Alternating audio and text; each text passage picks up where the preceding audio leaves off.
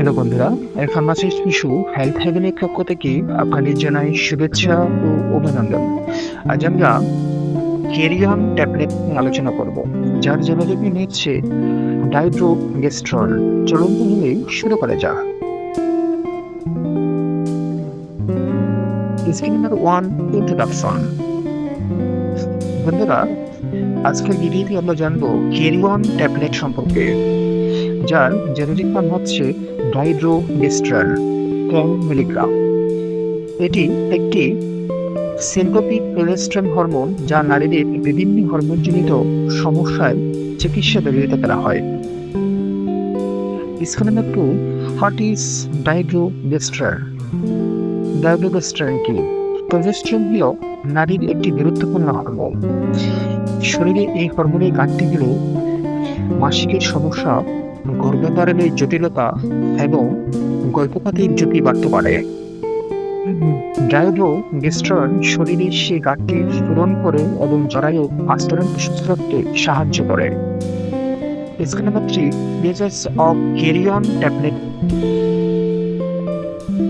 Carry-on tablet অনিয়মিত মাসিক নিয়ন্ত্রণ, মাসিকের ব্যথা কমানো, এন্ডোমেট্রিওসিস এর চিকিৎসা, সেকেন্ডারি অ্যামোনিয়াম, অস্বাভাবিক জরায়ু থেকে রক্তপাত নিয়ন্ত্রণ, প্রোজেস্টেরন ঘাটতিজনিত বন্ধ্যত্ব, বারবার গর্ভধারণের ঝুঁকি কমানো এবং হরমোন রিপ্লেসমেন্ট থেরাপি এ ব্যবহার করা হয়।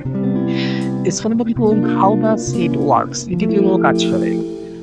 ডাইড্রোগেস্ট্রল শরীর প্রোজেস্টেরনের মতো কাজ করে। এটি জরায়ুর আস্তরণকে সঠিকভাবে তৈরি ও বজায় রাখতে সাহায্য করে, মাসিক চক্র নিয়ন্ত্রণ করে এবং প্রয়োজন হলে গর্ভধারণ বজায় রাখতে সহায়তা করে। Scheme number 5, doses.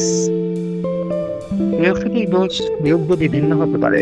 কারো ক্ষেত্রে দিনে একবার, আবার কারো ক্ষেত্রে দিনে 2 বার ও ততোধিক খেতে হতে পারে।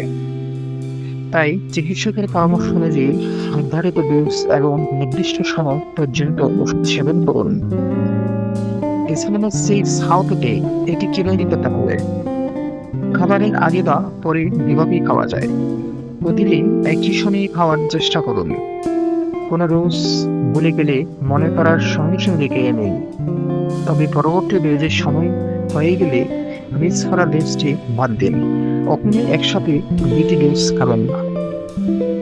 Scheme number 7, possible side effects. ওষুধে সাধারণত নিরাপদ হলেও কিছু পার্শ্বপ্রতিক্রিয়া দেখা দিতে পারে, যেমন মাথা ব্যথা, বেলি ভাব, স্তনে ব্যথা, হালকা পেট ব্যথা এবং অনিয়মিত রক্তপাত বা স্পটিং। তাদের তীব্র অ্যালার্জি, অতিরিক্ত রক্তপাত, শ্বাসকষ্ট বা পায়ে হঠাৎ ফোলা ও ব্যথা হলে দ্রুত চিকিৎসকের শরণাপন্ন হন। স্কিম নাম্বার 8, প্রিকশনস, পূর্ব সতর্কতা। ক্যারিয়ন ট্যাবলেট করার আগে অবশ্যই চিকিৎসককে জানান।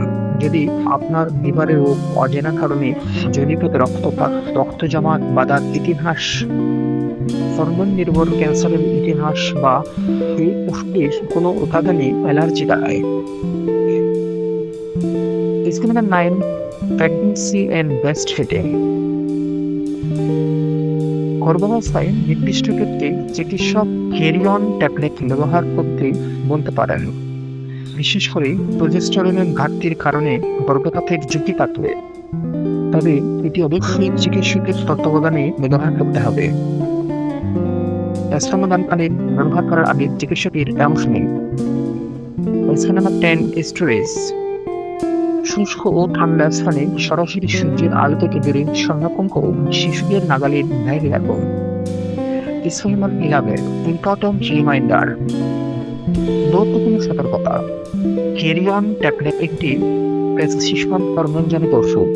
চিকিৎসকের পরামর্শ ছাড়া এটি ব্যবহার করবেন না। নিজ থেকে ডোজ পরিবর্তন বা বন্ধ করবেন না এবং অন্য কাউকে এই ওষুধ খেতে দেবেন না। এই ভিডিওটি শুধুমাত্র শিক্ষামূলক উদ্দেশ্যে তৈরি।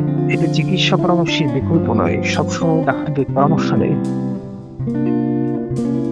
বন্ধুরা, হেলথ সেভিংয়ের সঙ্গে সুস্থ জীবনপাতা হাঁটুন, ভিডিও ভালো লাগলে লাইক দিন, প্রতিদিন 5টি টিপস পেতে ফলো করুন আমাদের ফেসবুক পেজে। নতুন নতুন ভিডিও পেতে আমাদের চ্যানেলটি সাবস্ক্রাইব করুন এবং প্রিয়জনের সঙ্গে শেয়ার করে ছড়িয়ে দিন সুস্থতা বার্তা। সচেতন থাকুন, সুস্থ থাকুন, কারণ স্বাস্থ্য হচ্ছে আপনার সবচেয়ে বড় সম্পদ। সাধারণ ভালো থাকবেন। ধন্যবাদ।